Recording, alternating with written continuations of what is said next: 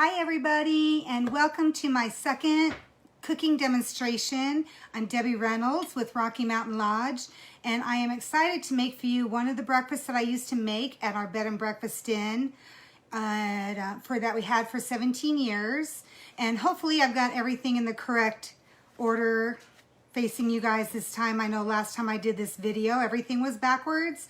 A friend of mine pointed that out to me, and I was able to figure out how to turn everything around and flip it so that you could read it right side forward instead of backwards. And these layered scrambled eggs that I'm going to make for you today are a great idea for you to make for Mother's Day. So all of you dads out there, this is an excellent idea for you to make the night before and put them in the fridge, pop them in the oven, and then your kids can serve them up to mom on Mother's Day and she'll love it. Great to serve with toast. This is one of my son's favorite breakfast recipes that I used to make. He used to always request this when he requested breakfast. This recipe and 499 others are in my cookbook, Rocky Mountain Lodge and Cabins, More Favorite Recipes. Let's see, there we go. And you can find this at my website at rockymountainlodge.com. You can purchase this from the gift shop. And you can also get this recipe on our website as well. So this is another pretty easy recipe to make. I had a couple of requests for some egg dishes and some breakfast dishes, so that's what we're going to start out with today. So I've got all of my ingredients already prepped and ready for you. We'll do a little bit of cooking, so I'll eventually have to move over to the stove, and it'll take me just a little bit to get some of the ingredients over and get my camera over there. But I know you guys will be patient, and we'll chat a little bit about some things while we're doing that. So the ingredients that we're going to need today are, we're going to need 2 tablespoons of butter, which I already have diced up, 2 tablespoons of flour, 1 cup of heated milk. And the reason why we heat it is because when we add it to our butter and flour mixture, the roux that we're going to make, it makes it a lot quicker to thicken that up rather than have it cold. It would just take much longer. Some salt and pepper. You're just going to add as much as you like to taste. I have 8 eggs that I have already beaten up and scrambled for you just to save some time. Then we're going to have some veggies. You can put whatever kind of veggies you want on here. I have today some peppers, onions, mushrooms, some green chilies, and some spinach. And if you're going to add spinach to anything that you're going to cook heated, you just want to add your spinach just in the last minute or so, just to wilt it down. You don't want to add it with everything else when you're sauteing it, or it's just going to become mush. And then we're going to also have a little bit of sour cream. It's usually about a tablespoon per individual, but use as much as you like. This recipe, you really can't go wrong. Just add what you like, change the recipe up. If you don't want to do vegetables like this, you can do feta cheese and olives. If you want to kind of artichoke hearts, if you want to make it kind of a Greek influence, there's all kind of things you can do. So whatever you like, just put whatever you like in it. And then we're going to have some cheese. I've got a Colby Jack cheese here that's shredded. And some bacon. You can never go wrong with bacon. Add as much bacon as you want. The recipe calls for 4 slices of bacon, which I actually chop up and cook it chopped up rather than cooking it whole and then crumbling it. I just find it a lot easier than crumbling up greasy bacon with my hands afterwards. I just don't like it, but I do it sometimes. And then also some tomatoes and green onions that we'll put on the top for some garnish later as well. So that's all of our ingredients. And you can serve this in 1 casserole dish, like a 3-quart casserole dish. Or I have individual 2-cup ramekins here. This is how I used to serve it at the bed and breakfast inn. I would just serve these up and give each of my guests an individual ramekin with a side of toast, some fruit before that. And I always used to serve a 3-course breakfast with a dessert. It's always good to start your day out with dessert. That's my philosophy. Pie for dessert. How can you go wrong with pie for dessert, right? All right, so now we'll get to doing some of the cooking. So I've already got some of these things prepped. So now I'm going to grab you guys and I'm going to move over to the stove. So bear with me while I move everything over. And hopefully I'll have this adjusted right. I'll be right back in a minute and point it down to my cooktop here. Let me grab some other things.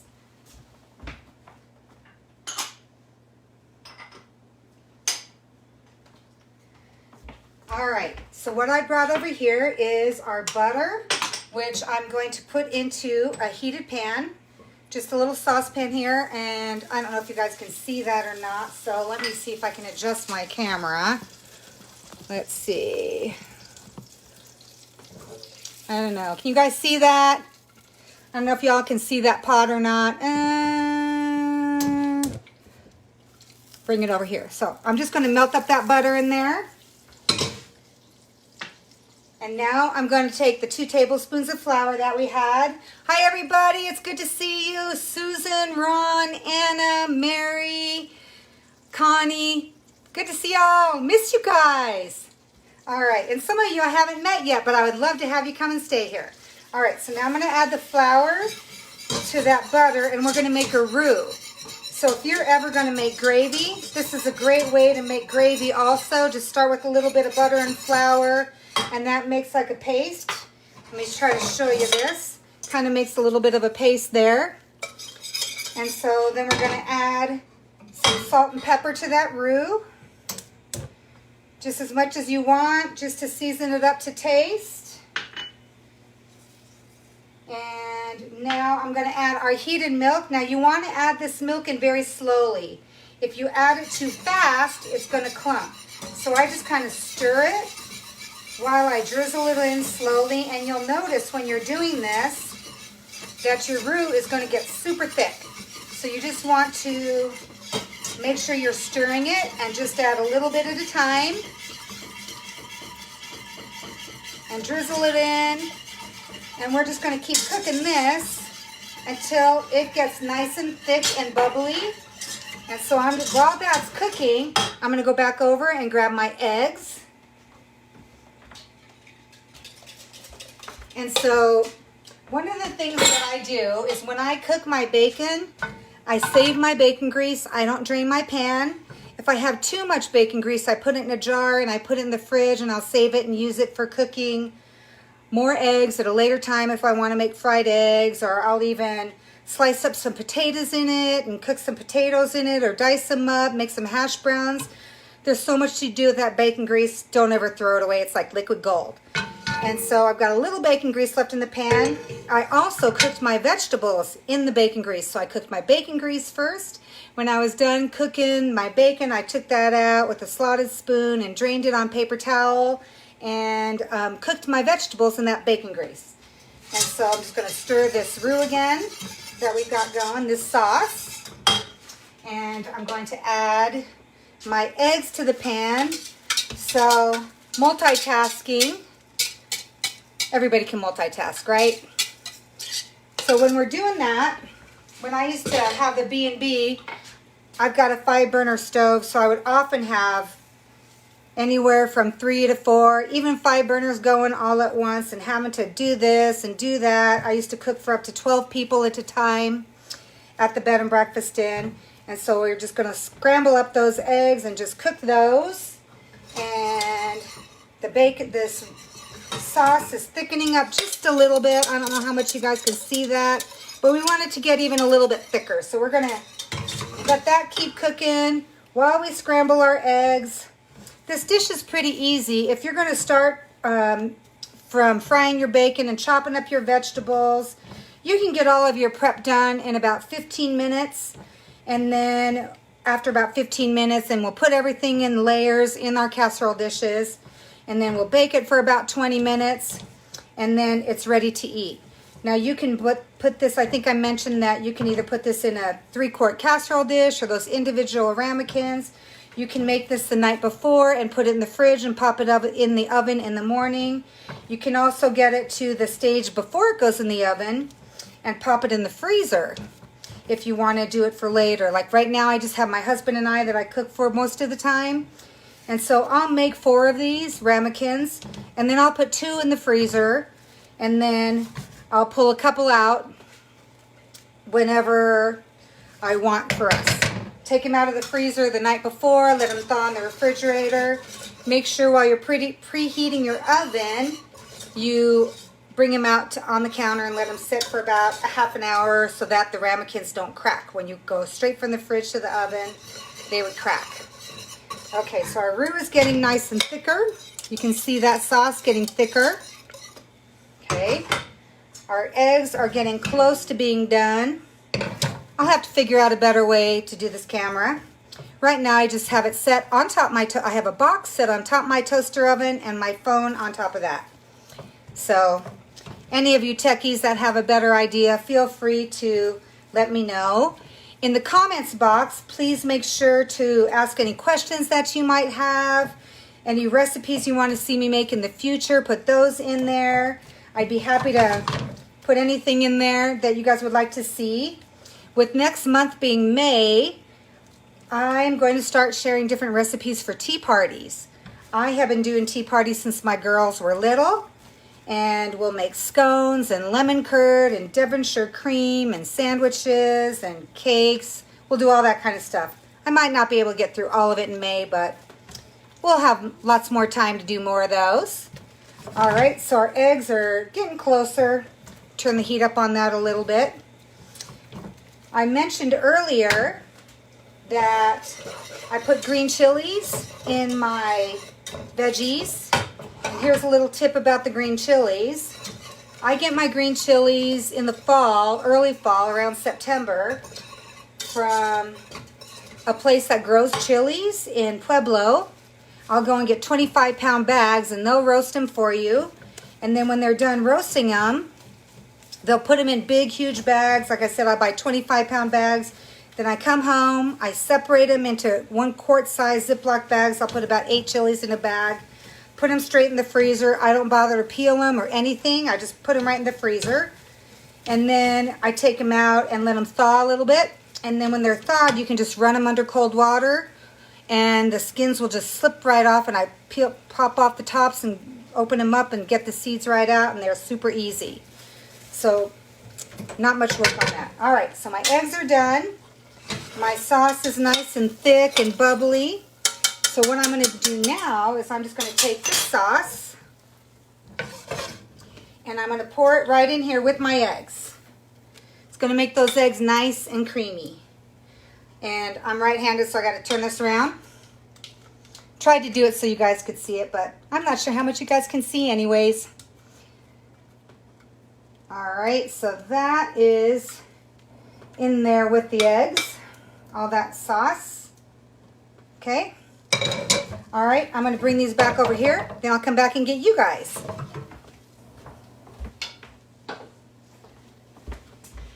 Thanks for bearing with me, everybody, while I do this little switcheroo thing. A professional I am not, but I can eat professionally. I'm sure we all can. All right, so now I'm just mixing this sauce in with these eggs. Getting that all nice and coated so they're nice and creamy. Makes them really yummy. All right, now I'm gonna take our ramekins that I've got. These are 16-ounce ramekins. Each ramekin will serve 1 person. And then I'm just gonna divide these eggs. I've actually sprayed these with a little bit of nonstick cook spray just so that everything doesn't stick. And then I'm gonna divide these eggs up between these 4 ramekins. And since these are already hot before we put them in the oven, they're really not going to take that long to bake. They really only take about 20 minutes at the most to bake once I get them in the oven, since they're already hot. But they might take a little bit longer if you're taking them from the refrigerator or from the night before. All right, get all those eggs in there. Okay. I think I mentioned last week I was a messy cook, right? I still am. Probably always will be. When my husband and I used to do the bed and breakfast together, before he had to go back to work, he said when he went back to work, he was happy to not have to do dishes anymore. So he still has to do dishes, but not as much. All right. Okay, so now I'm going to take a little bit of sour cream, And here's another tip for you today. Instead of sour cream, if you don't want all of the fat from the cream, I substitute non-fat plain Greek yogurt. It's still just as yummy. It has the same texture. You'll never know the difference when you cook with it. So there's my tip for that. I will actually substitute non-fat plain Greek yogurt for sour cream and chip dip. So then I don't feel quite so guilty about eating all those chips and dip. But it's still not great. But who can resist, right? Okay, so then you just spread this around on top of your eggs. It's just going to form a real thin layer. So today I'm using sour cream, but you can also use that plain non-fat Greek yogurt as a substitute for sour cream and just about anything that calls for sour cream, if you want to make it just a little bit healthier. Okay, so I've got those almost all spread around. All right, so there's layer 2. So we got our eggs as our first layer, sour cream as our second layer.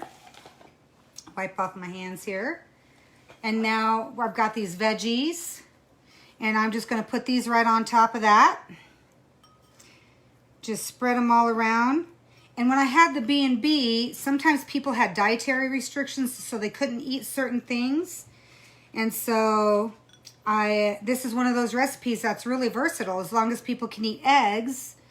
If they are gluten-free, you can also substitute gluten-free flour for their all-purpose flour.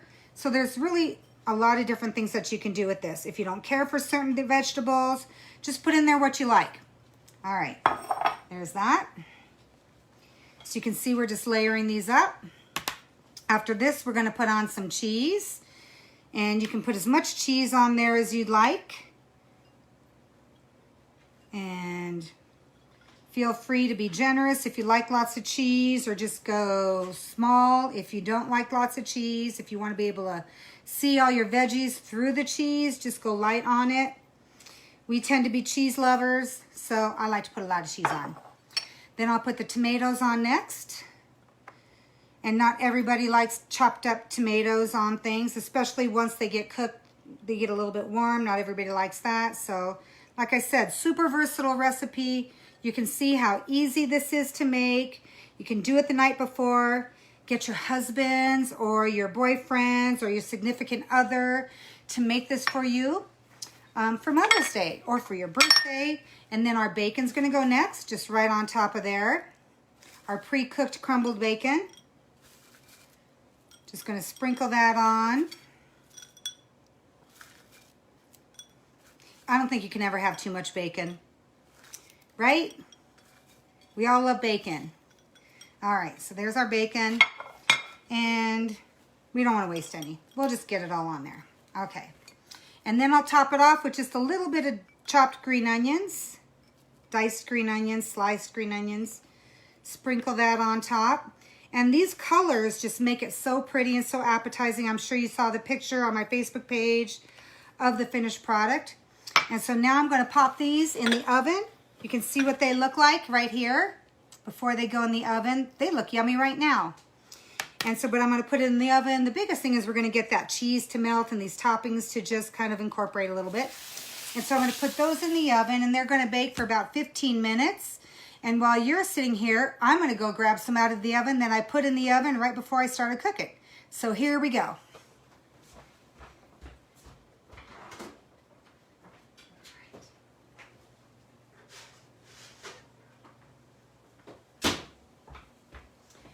So here are two that I made just a little bit ago and put them in the oven. And you can see what they look like when they're done. Ready to eat. I'll show you what that cheese is like. Once they are hot. It's not quite that TV, but anyway, so you can see how the cheese is all ooey and gooey and melty, and you can see those layers in there at the eggs, and they're just pretty delicious.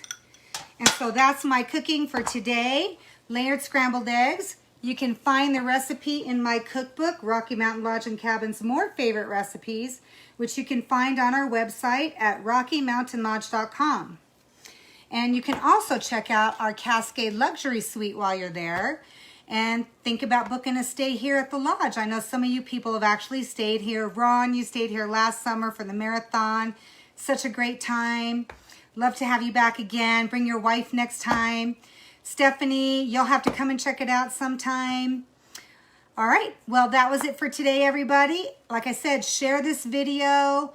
Comment on anything that you'd like to see me make in the future. Any questions or comments you have about this egg dish, just let me know.